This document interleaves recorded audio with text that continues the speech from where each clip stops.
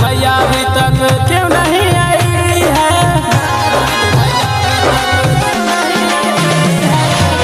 राह देखते देखते मैया घुस गई है, ना जाने मैया अभी तक क्यों नहीं आई है। लगती है रुठ गई है, लगती है रुठ गई है, कमी क्या बताना। देर ना लगाना मैया, देर ना लगाना, भूल ना जाना मैया, भूल ना जाना।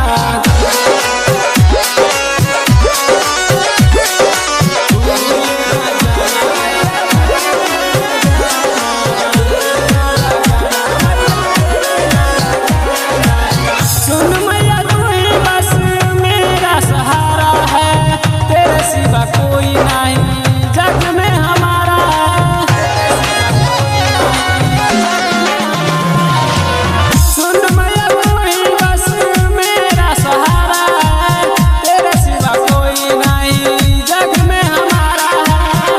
लाल बाबू गाता भजन, अमित राज मनोशेखर भक्ति को निभाना।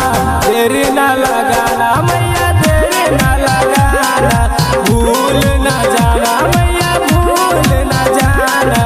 Recording by Kalpana recording studio Kancha Chowk.